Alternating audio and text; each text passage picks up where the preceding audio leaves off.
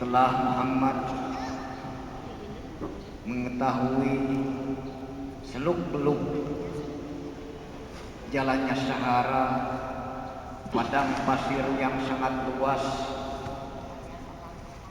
dan dia mengetahui bahwa di dataran Syam banyak kebun-kebun yang rindang, yang berbuah, yang bagus-bagus, yang indah-indah, serta matanya yang indah menyaksikan bagaimana gemerlapnya bintang-bintang bulan purnama yang menerangi di malam hari.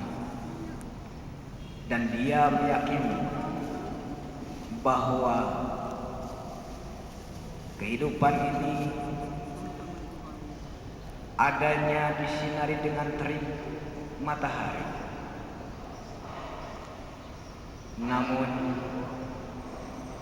Abi Thalib sebagai pamannya tidak lagi melakukan perjalanan seperti kafilah-kafilah yang lainnya yang menjadi bahan sandaran dalam perekonomian orang-orang Quraisy pada umumnya. Semenjak ikutnya Muhammad bin Abdullah di usia 12 tahun, ia tidak mengadakan perjalanan dagang bersama kafilah-kafilah Quraisy. Kehidupan untuk memenuhi ekonomi keluarga sehari-hari hanya dengan pendapatan seadanya. Namun telah kita ketahui di Makkahul Mukarramah setiap tahunnya, dari mulai Ibrahim alaihissalatu wassalam mendirikan bangunan untuk beribadah kepada Allah Subhanahu wa ta'ala, semenjak itulah Makkahul Mukarramah menjadi tempat kunjungan, atau ahli ekonomi mengatakan tempat wisata. Dan di sana ada pasar untuk umum sebagai perniagaan. Pasar yang paling hebat adalah pasar Uqad. Ada lagi pasar Dulmajan dan Majana. Di tempat inilah, di pasar Uqad inilah, para penyair-penyair mudahabat, para penyair-penyair mu'allaqat unjuk gigi kemampuan mereka masing-masing. Para orator-orator ulum, para ahli-ahli pidato hebat, baik dari kalangan agama Yahudi, agama Nasrani, termasuk kaum musyrikin yang kita sebut para penyembah berhala. Di pasar Uqad, di pasar Dulmajan dan Majana inilah mereka unjuk gigi tentang pendapat masing-masing. Muhammad alaihi salatu wassalam sering dibawa oleh Abi Thalib bin Abdul Muttalib ke pasar-pasar pekan Arab ini. Dia menyaksikan bagaimana hebatnya para ahli pidato, para ahli ceramah, para syair, para penyanyi-penyanyi mudahabat dan mu'allaqat. Direnungkanlah kata demi kata, untayan-untayan kata mutiara mereka, dan dia pun merasa kagum. Namun sayang, 1000 kali sayang, wabah atau musibah terjadi. Sekaligus bagi seseorang yang bisa mengambil hikmah daripada musibah tersebut adalah satu penalaran yang sangat hebat. Di saat telah disepakati oleh para tokoh-tokoh Quraisy, pemuka-pemuka Quraisy, bahwa telah dilarang mengadakan peperangan di musim haram, di musim para penjara datang. Musim haram itu ada 4 bulan, 3 bulan berturut-turut dan 1 bulan berada di antara Jumadil Akhir dan Sya'ban. Di saat inilah kalau kita sebut di zaman sekarang ini ada oknum orang Quraisy yang mengambil kesempatan dalam kesempitan, sehingga pada akhirnya menyempitkan perdagangan orang-orang Quraisy. Kisahnya begini, kaum muslimin wal muslimat rahimakumullah,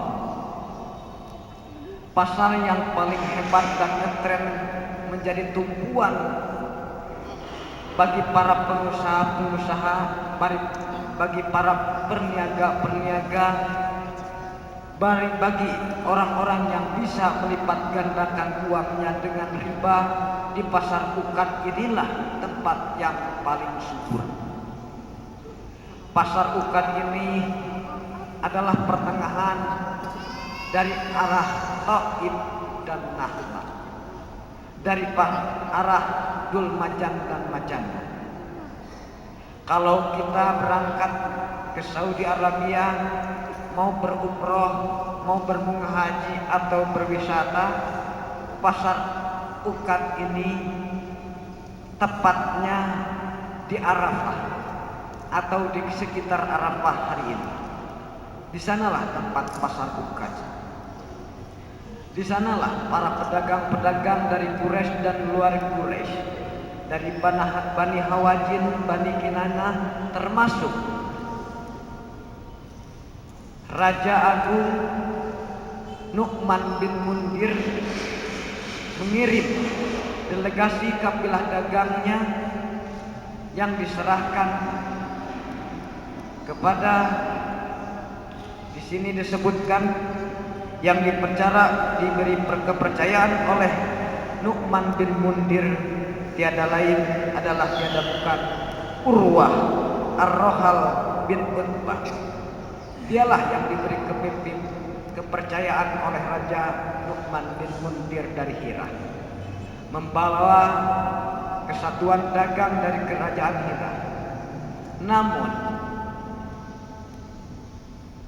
kafilah dagang telah berjalan, ada rasa iri dan dengki daripada Bani Kinanah yang bernama Barod bin Qais. Diikutilah perjalanannya yang dipimpin oleh Urwah Ar-Rajal bin Utbah oleh Barod bin Qais.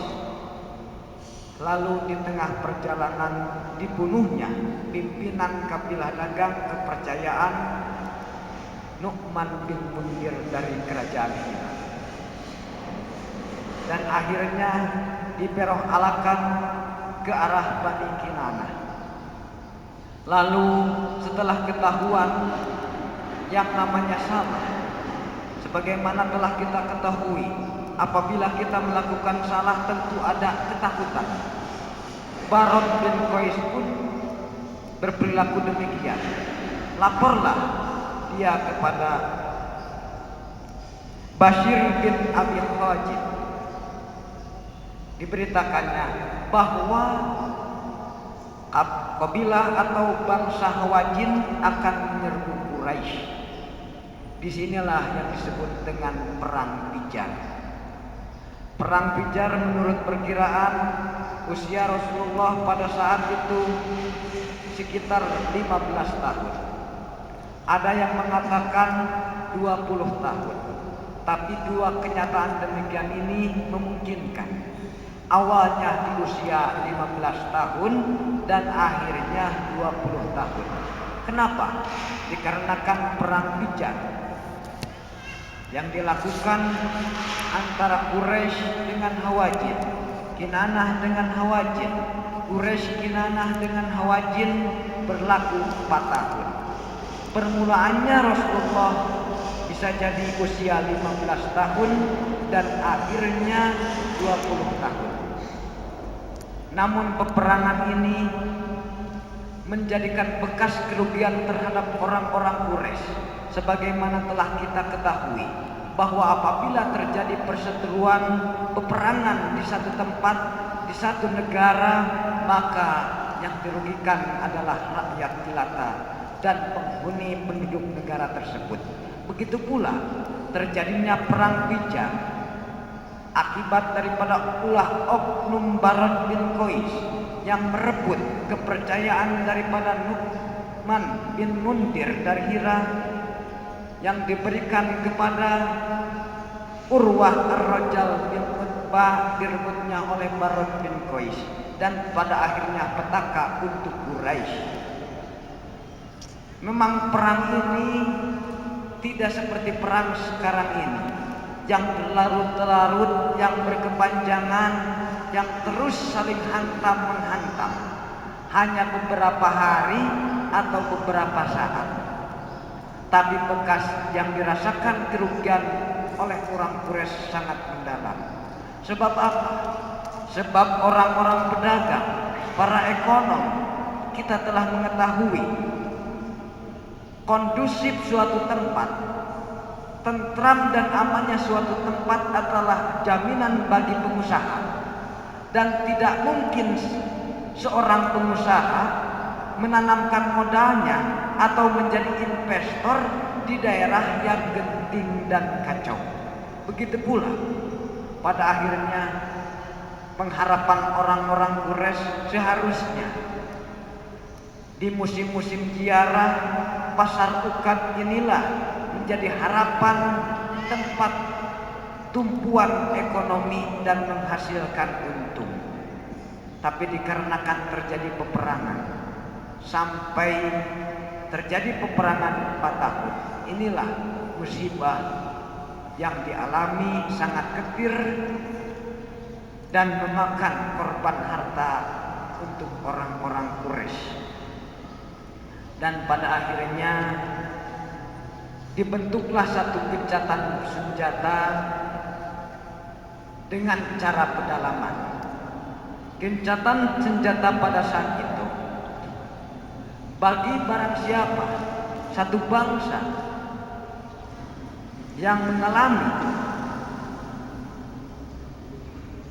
gugur anggota prajuritnya lebih kecil, maka diwajibkan membayar diat kepada bangsa yang gugur anggotanya paling besar.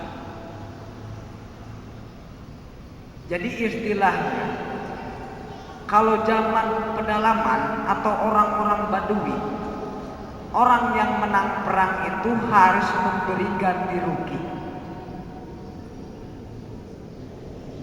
Maka orang Quraisy wajib mengganti rugi terhadap kerugian Hawazin dan membayar diat kepada bangsa Hawazin sekitar 20 orang yang terbunuh. Ini menjadi petaka kedua bagi orang-orang Quraisy. Di satu sisi perdagangan yang mereka sering lakukan setiap tahun di pasar Ukad menjadi satu kemunduran dalam ekonomi.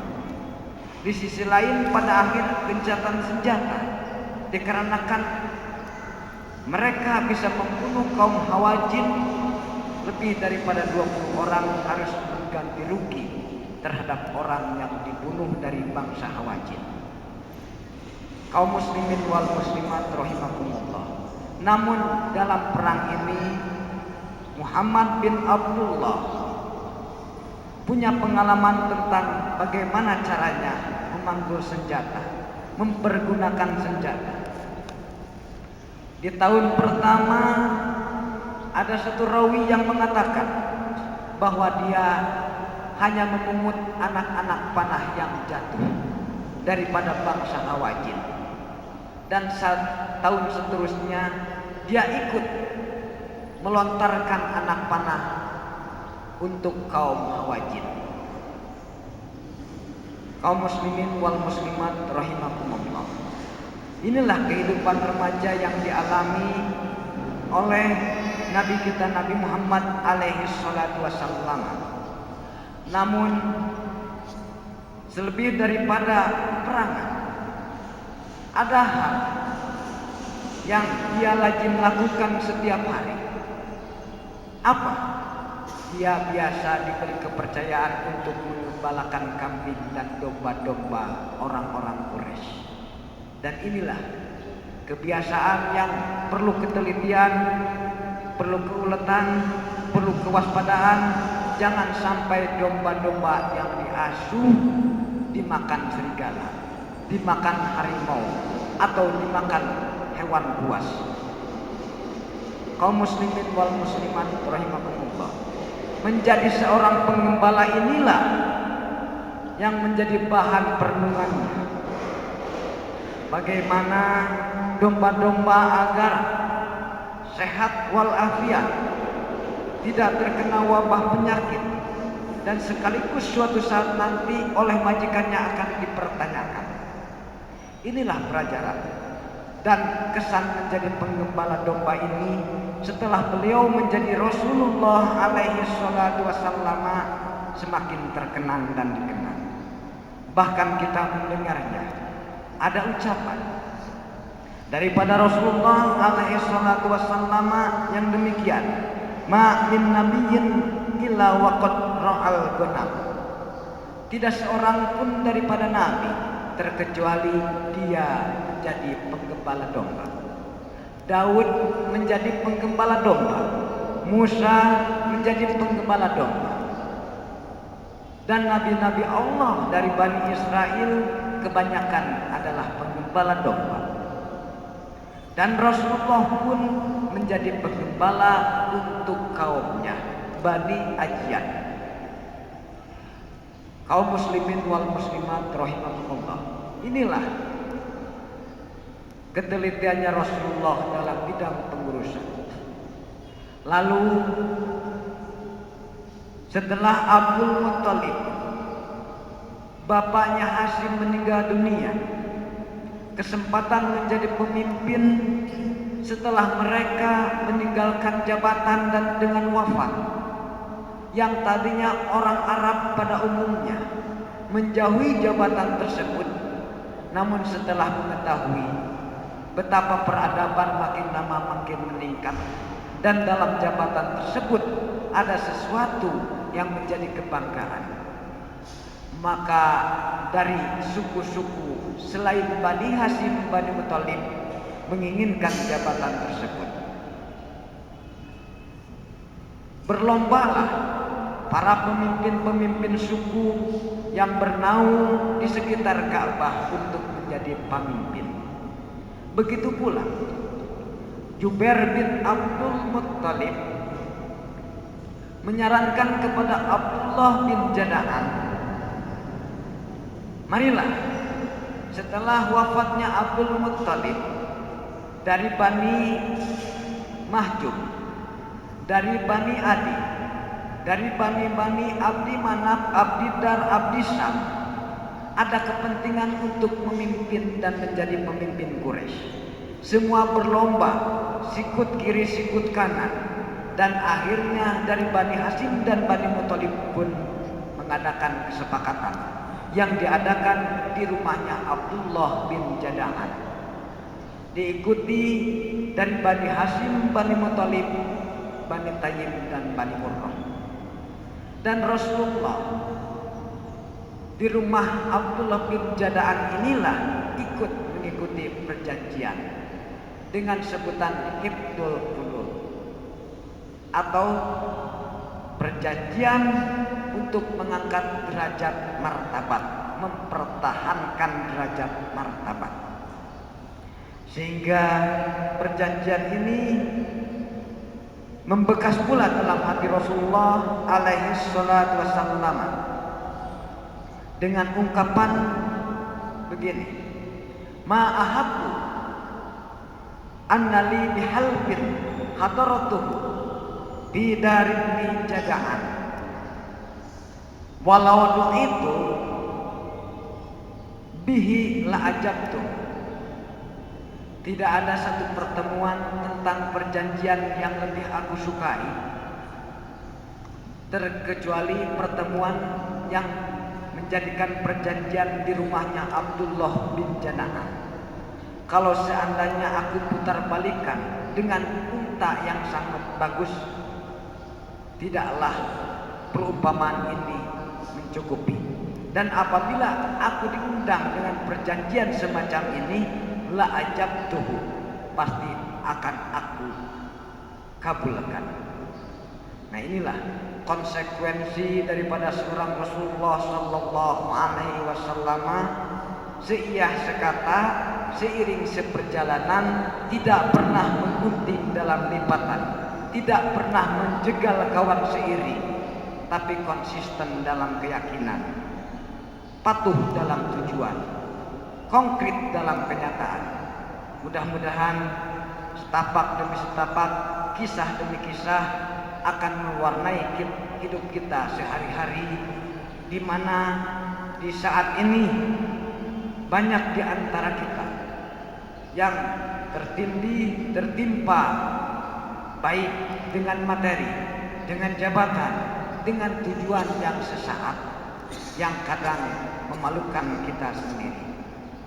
Semoga gambaran demi gambaran, kisah demi kisah menyadarkan kita kaum muslimin wal muslimat pada khususnya, menyadarkan segenap umat manusia pada umumnya, dan bahwa betullah yang namanya Islam itu adalah rahmatan lil alamin.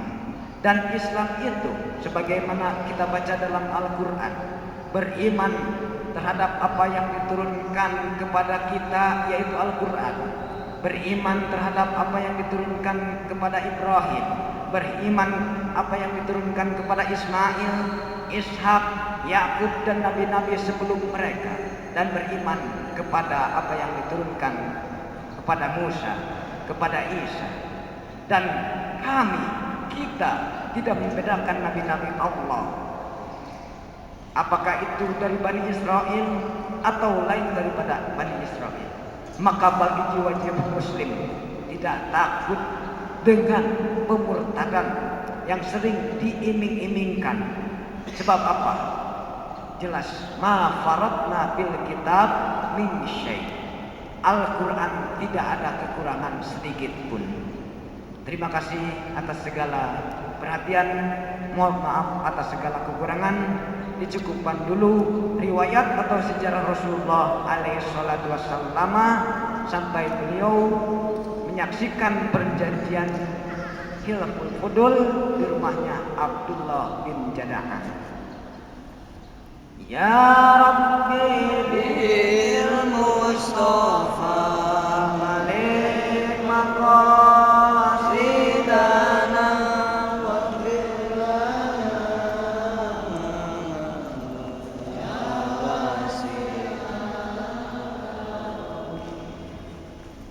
billahi taufiq wal hidayah wal aqwa. Wassalamu alaikum warahmatullahi wabarakatuh.